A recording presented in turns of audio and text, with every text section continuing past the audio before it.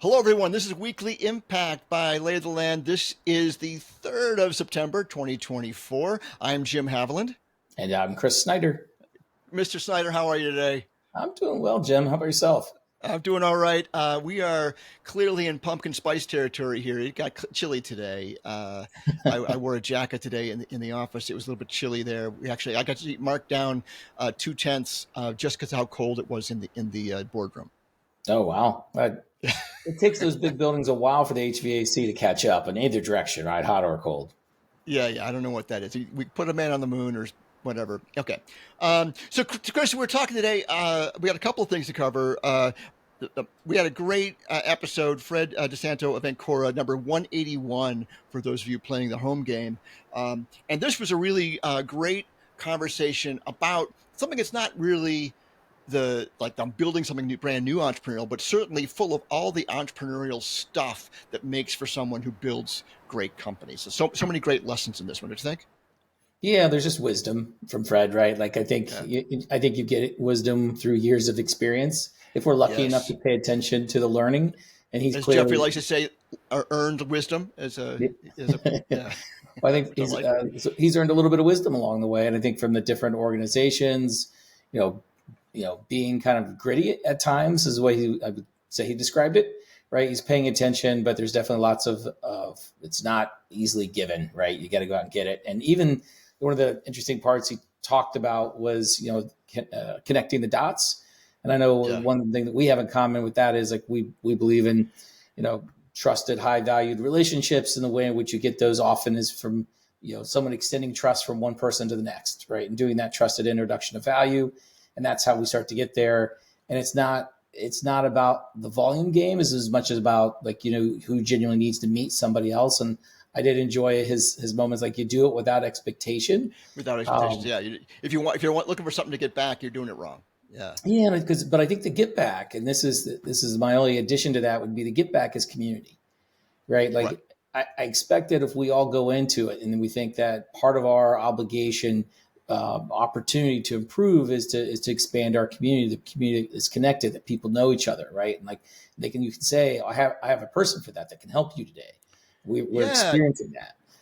And it's one of the great, it occurred to me as I was listening to that I got a bunch of clients in LA. I've had a bunch in Chicago, in DC, in New York. And the problem with those really big markets, the great thing is there's lots of opportunity, but you can't wrap your arms around the community in any particular way. So, if you aren't finding the place to fit in yet, you can go for a long time without finding your peeps, without finding your tribe. And I think it's much easier, and because we value it so much more, and you can get to your tribe here and find the action of that tribe much easier than you can in a giant market. And I think Fred spoke that as well, that you can write someone a note here and it has an impact.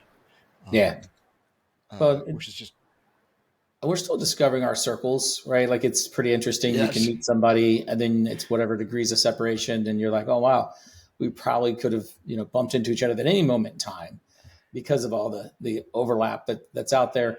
And if someone just had great software for it, Jim, that would be awesome, wouldn't it? Like, that's foreshadowing, my friends. Yes, so I think that's right, Kris. If only someone had great software for that. And just an example, I won't call her out yet, but a new founder that we hadn't met, that hasn't been in our circles for a while, Jeffrey, introduced me to her over the weekend. We're meeting next week. But she introduced me something that a guy named Bob Sapko, that you and I both know, he's been on the show. He's has done great work at Case, but he's been sending out this list of great opportunities, and I'll put that in the show notes for people to start to learn entrepreneurship. He's always been part of students have been part of his world forever. So what are the opportunities that students can be going after? And I think it's bringing those things together, because I would love to support that kind of stuff. And I just didn't know that, that was going on. So even, I think there's more work to be done for sure. We haven't wrapped our arms around Cleveland yet, but we're working on it. Well, and that's probably mentorship, I think, is one of the highlights of the show too, right? And I think people have different varying opinions on it. I'm a huge fan. I think it's almost like you go do it because someone did it for you. And I was fortunate enough to have and continue to have mentors that So feel compelled when there's our opportunities. I think EO, Entrepreneurs Organization here in Cleveland, has a great mentorship program. Right. Yeah, and I think for me, I know that it is part of our coaching program. I learn so much by teaching the things that I know, and it gives me moments of reflection that are so invaluable when I go through something with somebody and say, "Hey, here's how in my experience, this is how you should best go do it." And actually, it's one of the impact moments today in a session I had where someone's called out, "You know what? I know everything you always tell us, but we fall away from it, and I need to hear it again." It's like, and I said, I feel exactly the same way. As I'm saying it to you, I know that I'm learning it too, about how to time box and how to make sure I'm being clear with my expectations, and how to make sure that I'm becoming a better and better leader, the leader that this team needs. Right? Those are all things that we need to hear again and again. And having mentors and people around you that you can turn to help you with that is important. Well, did you just switch gears to impact moments? Is that what just happened?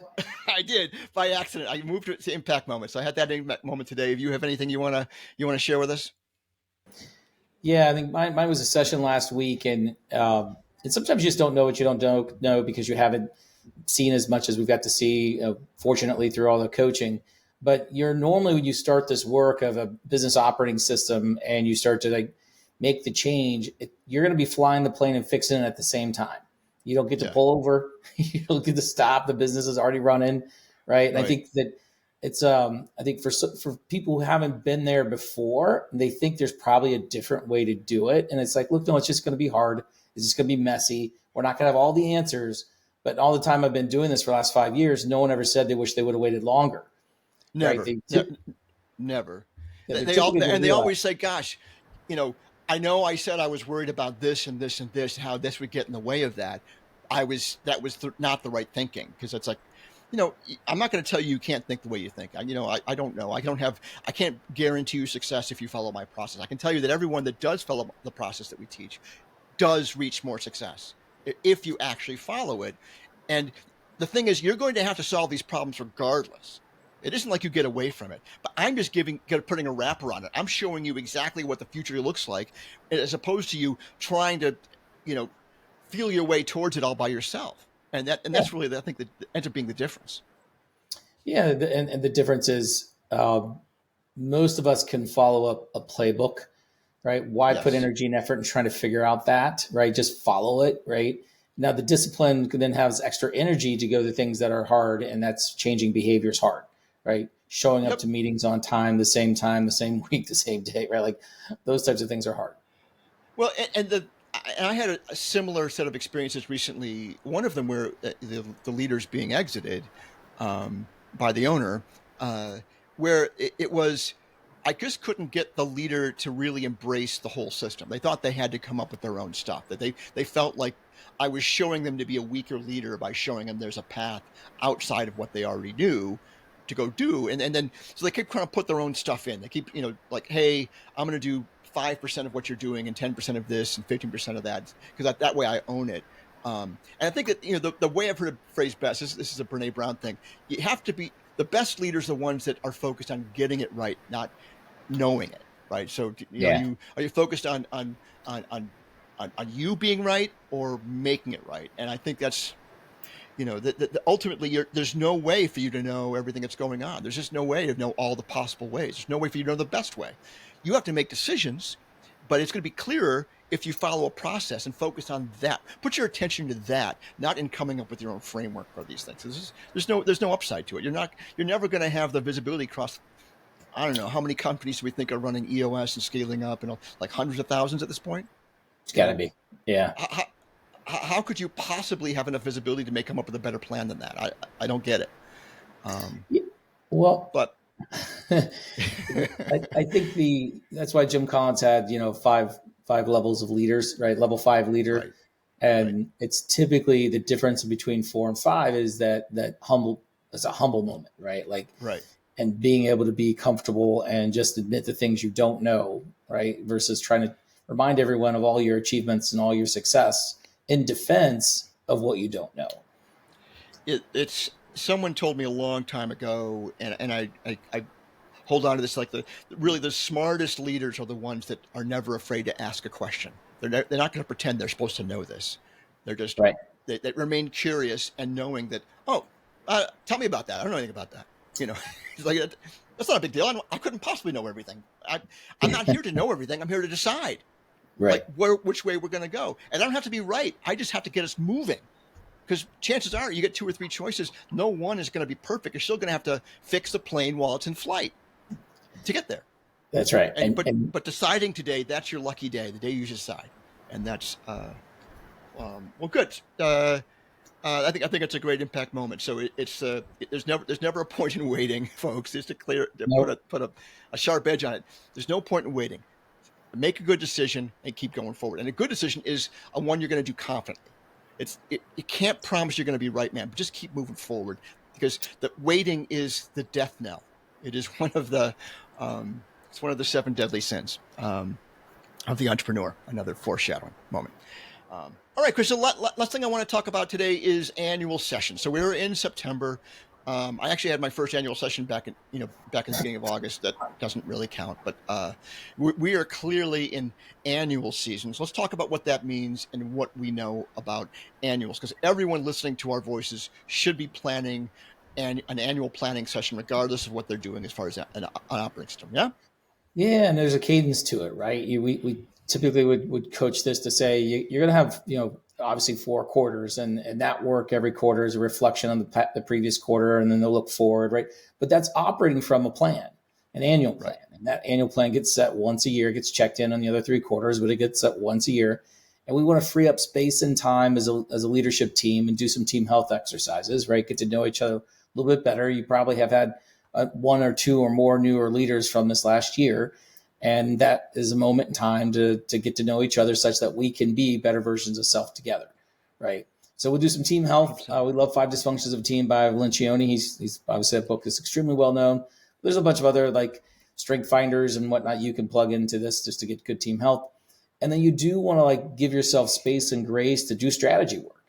There's all kinds of great tools out there, like the SWOT tools, a really good one, right, to do that. And then how you think of how far out can you see, the 3, the 5, 10, right? Like, let's go check in on those again, and how we're documenting, how we're bringing them together. And I think that day is often discounted depending upon the stage of development the company's in. So I totally get, if you're in stage 1 survival, you're probably not even having quarterlies right now. You're just still getting by. We would encourage you to start to try to get there, right? Like, put together what you can while you're in survival. And often it's just the founder, right, that's putting notes together about what they think the plan for the year is going to be, but do as much as you can. And I think we really start to see a pick up when you get to stage 2 and you really got that sustainable, because now I have some more freedom of headspace, right, to think about it. And part of what I included this, Kris, is that, so first of all, I mean, when I'm teaching, we're with First OS and we're doing the people in that survival mode, I talk about a half day quarterly. So like, you just need to make objectives for the quarter, things you're going to go work on. Yeah. You do have to rise up for a moment, look 90 days out, no longer than that. And sometimes I say, how desperate you are, maybe it's 30 days. Like every month you're going to do a little time where you're looking at what you're doing, you're all agreeing what's the most important things, and that agreement's the most important part, and then working on it. And sometimes you got to rise up a little bit longer and say, okay, where's this going out to? Because that's going to be your input for figuring out what your 90-day goals are. And part of the cadence of the annual is that most of the companies, they're relatively small that we're talking to. You don't have time to be thinking about a year from now or 3 years from now or SWOT at any other time. But once a year, you should be able to think about this. And if you get to the place where you're higher up, I tell the story all the time about Jeff Bezos. And when he started out, I was in Seattle when he was starting out. And I know that at the end of the day, if they weren't going to make shipping, he'd go down to the warehouse and help out. But by the time he left, he spent all his time in that forward motion mode. He was constantly thinking about, what can we do for this business 5 to 30 years out? And that's where he was thinking. And you earn the right for that. When you're one of the biggest companies on the planet, you're going to have a handful of people that do nothing but think about but as you grow, you can spend more and more time in that forward motion, in that long-term goal.